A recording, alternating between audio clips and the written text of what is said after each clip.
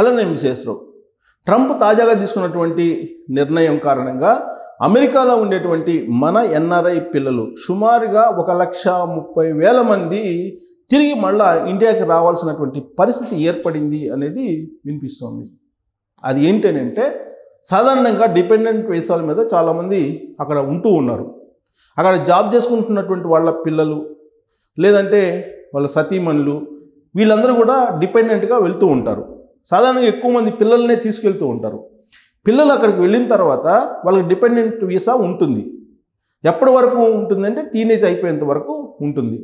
దాదాపు వాళ్ళ లెక్క ప్రకారం 21 సంవత్సరం వరకు డిపెండెంట్ వీసా కంటిన్యూ అవుతుంది. ఆ తర్వాత ఆ వీసా ఆటోమేటిక్గా రద్దయిపోతుంది. అప్పుడు ఏం చేస్తారు?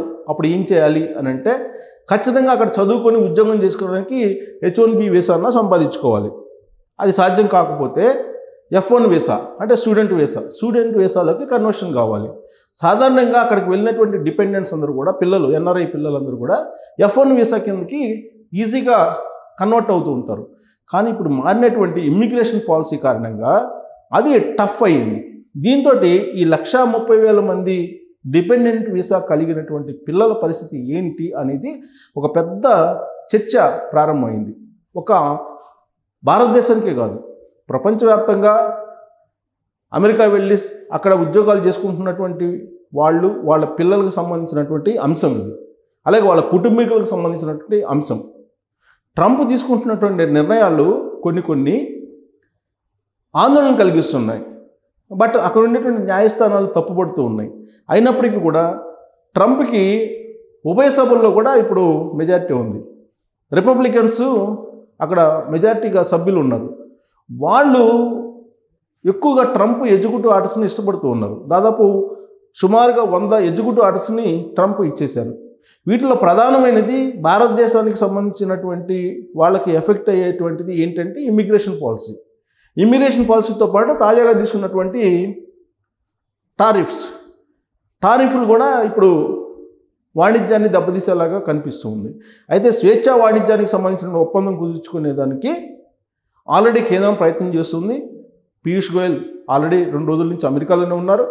ఆయన నిన్న మాట్లాడుతూ స్వేచ్ఛా వాణిజ్యానికి ఒప్పందం కుదరబోతుంది అమెరికాకి అలాగే భారతదేశానికి మధ్య అనేటువంటి ఒక సంకేతాన్ని అయితే ఇచ్చారు.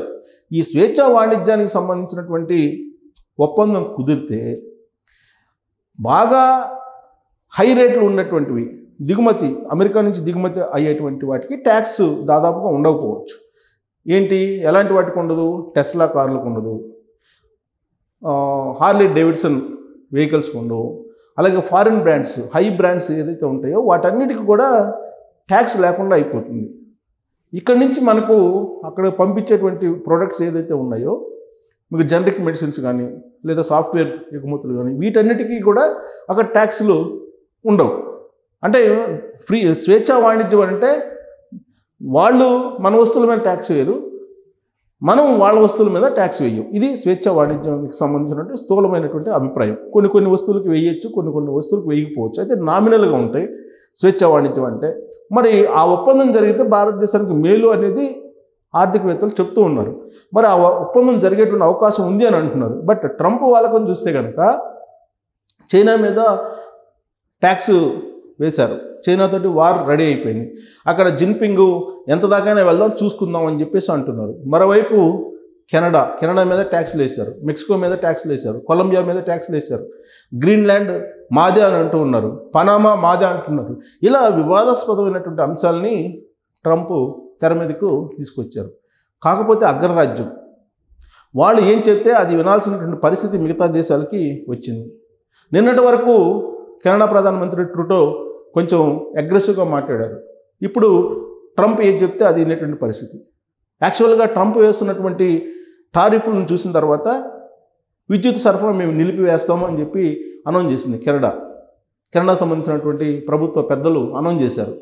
దాంతో దాదాపు 15 లక్షల ఫ్యామిలీస్ అంధకారంలో ఉండిపోతాయి అమెరికాలో అని చెప్పి ఒక ప్రచారం ప్రపంచవ్యాప్తంగా జరిగింది. సీన్ కట్ చేస్తే అమెరికాలో ప్రెసిడెంట్ ఏం చెప్పారో అమెరికా ప్రెసిడెంట్ ట్రంప్ దానికి అంగీకరిస్తున్నట్టు ఇప్పుడు తాజాగా కెనడా సంబంధించినటువంటి ప్రభుత్వ పెద్దలు చెప్తూ ఉన్నారు. అలాగే మనం ఉక్రెయిన్ చూసాం. ఉక్రెయిన్ అక్కడికి వెళ్ళారు. ఉక్రెయిన్ ప్రెసిడెంట్ జెలెన్స్కీ అక్కడికి వెళ్ళి అక్కడ ఓవెల్ ఆఫీస్లో కూర్చొని, వైట్ హౌస్లో ఓవెల్ ఆఫీస్లో కూర్చొని ప్రెస్ మీట్ పెడితే వాగ్వాదం చేసుకున్నారు ఇద్దరు కూడా. అటు ట్రంప్ ఇటు జెలెన్స్కీ మధ్య పెద్ద వాగ్వాదం నడిచింది. ప్రపంచ దేశాలన్నీ కూడా చూసిన తర్వాత సెబాష్ జెలెన్స్కీ అన్నారు. సీన్ కట్ చేస్తే ట్రంప్ అడిగిన విధంగా ఖనిజ సంపదనంతా కూడా రాసిస్తాను అని చెప్పి ఆయనే సంకేతం పంపించారు.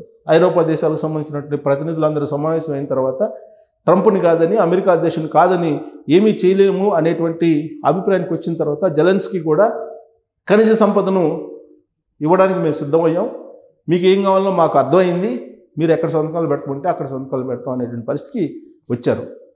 ఇలాంటి సిచ్యువేషన్లో ట్రంప్ తీసుకునేటువంటి నిర్ణయాలు వివాదాస్పదం కావడంతో పాటు ఎన్ఆర్ఐలను ఆందోళనకు గురి చేస్తున్నాయి. ఈవెన్ H1B వీసాల్లో కూడా గతంలో ఉండేటువంటి వెసులుబాట్లన్నింటినీ కూడా తొలగిస్తున్నారు.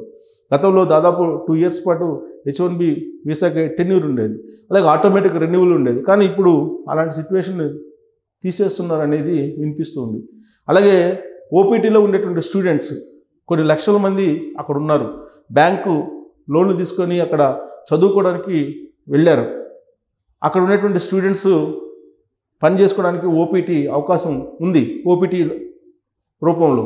కానీ ఓపీటీలో ఉన్నప్పటికీ కూడా స్టూడెంట్స్ పనిచేయడానికి అక్కడ అవకాశం ఇవ్వకుండా అక్కడ ఉన్నటువంటి హోమ్ల్యాండ్ సెక్యూరిటీ అడ్డగిస్తుంది అనేది. ఈవెన్ H1B వీసాలో ఉన్నటువంటి వాళ్ళని కూడా హోమ్ల్యాండ్ సెక్యూరిటీ వాళ్ళు అడ్డగించి వాళ్ళ నామ్స్ అన్ని పరిశీలించి అవి కనుక సంతృప్తి చెందకపోతే హోమ్ల్యాండ్ సెక్యూరిటీ వాళ్ళే డైరెక్ట్గా వాళ్ళని మళ్ళీ తిరిగి తమ దేశాలకి పంపించేటువంటి పూర్తి అధికారాన్ని ట్రంప్ ఇచ్చారు. దీంతో స్వేచ్ఛగా అమెరికాలో ఇతర దేశస్తులు తిరిగేటువంటి పరిస్థితి లేదు అనేది చెప్తూ ఉన్నారు. ఇలాంటి సందర్భంలో డిపెండెంట్ వీసా అనేది ఇప్పుడు పెద్ద హాట్ టాపిక్గా మారింది. దాదాపు 1,30,000 మంది ఎన్ఆర్ఐ పిల్లలు మళ్ళీ ఇండియాకి తిరిగి రావాల్సినటువంటి పరిస్థితి వస్తుందని. మరి ఇలాంటి పరిస్థితుల్లో భారత విదేశాంగ శాఖ జోక్యం చేసుకొని మాట్లాడుతుందా? ట్రంప్ అలాగే నరేంద్ర మోడీ గారు ఇద్దరు స్నేహితులు అని చెప్పి అందరూ భావిస్తూ ఉంటారు.